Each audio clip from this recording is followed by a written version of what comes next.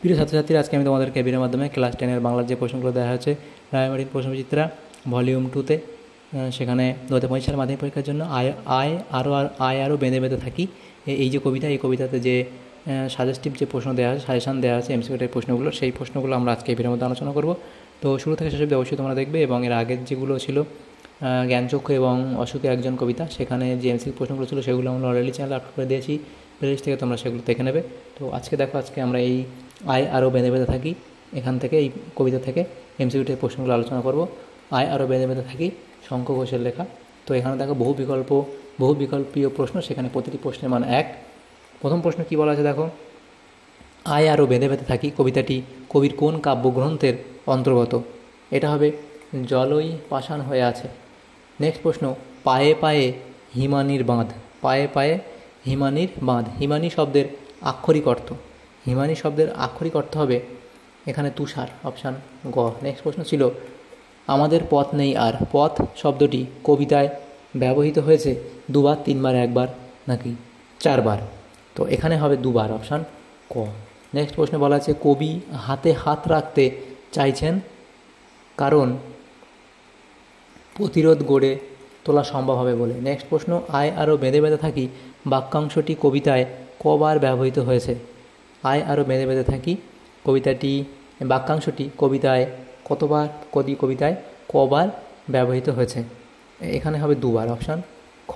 Next প্রশ্নে বলা আছে, আমাদের কথা কে বা জানে? আমরা হলো অসহায় মানুষ, ভবঘুরে মানুষ, ভিখারি মানুষ নাকি সাধারণ মানুষ? তো এখানে হবে অসহায় মানুষ, অপশান ক। নেক্সট প্রশ্ন কী বলা আছে, আমাদের চোখ মুখ ঢাকা উদ্ধৃতিটি জানা যায় যে পাঠ্য কবিতায়?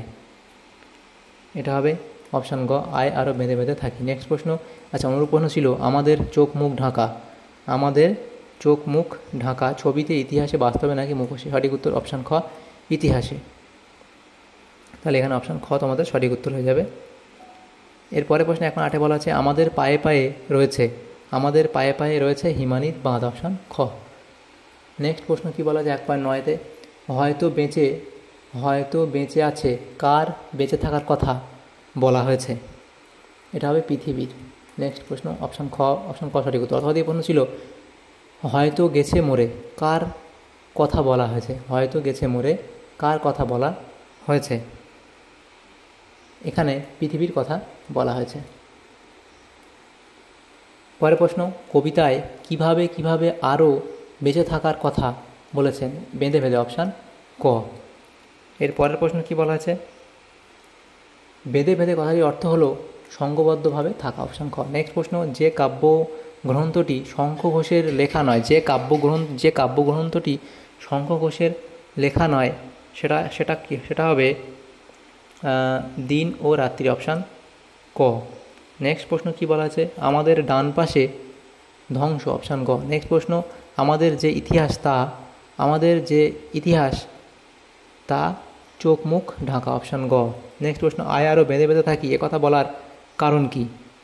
একথা বলার কারণ হলো কারণ আমাদের পথ নেই আর। নেক্সট প্রশ্ন 1.15, সেখানে বলা হয়েছে, আয় আরও বেঁধে বেঁধে থাকি কবিতায় কোন বক্তব্য প্রকাশিত? বিপন্ন অস্তিত্ব। তা অপশান ক হবে সঠিক উত্তর। নেক্সট প্রশ্ন কি বলা আছে, আয় আরও বেঁধে বেঁধে থাকি কবিতায় কবি রাখার কথা বলেছেন হাতে হাত, অপশান ঘ। নেক্সট প্রশ্ন কি বলা আছে দেখো 1.7, আমাদের শিশুদের সব ছড়ানো রয়েছে কাছে দূরে, অনেক দূরে নাকি কাছে দূরে? তো এখানে হবে সঠিক উত্তর হবে এই প্রশ্নের কাছে দূরে, অপশান ঘ। নেক্সট প্রশ্ন, ছড়ানো রয়েছে কাছে দূরে ছড়ানো রয়েছে আমাদের শিশুদের সব, অপশান খ হবে সঠিক উত্তর। শঙ্খ ঘোষের প্রকৃত নাম চিত্তপ্রিয় ঘোষ, অপশান ঘ। নেক্সট প্রশ্ন, কবি শঙ্খ ঘোষের ছদ্মনাম কি?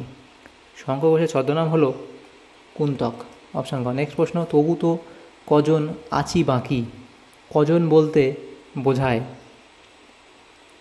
আদর্শ সামাজিক মানুষ? নেক্সট প্রশ্ন, আয় আরও বেঁধে বেঁধে থাকি কবিতায় কবি বেঁধে বেঁধে থাকার আহ্বান জানিয়েছেন কাদের? দেশের অসহায় দরিদ্র বঞ্চিত মানুষদের প্রতি। নেক্সট প্রশ্ন, আমরা ফিরেছি ড্যাশ। আমরা ফিরেছি ঘরে ঘরে, দাঁড়ে দাঁড়ে, পাড়ায় পাড়ায়, নাকি দৌড়ে দৌড়ে? তো এখানে তোমাদের সঠিক উত্তর হবে দৌড়ে দৌড়ে, অপশান ঘ। নেক্সট প্রশ্ন, আমাদের কি নেই?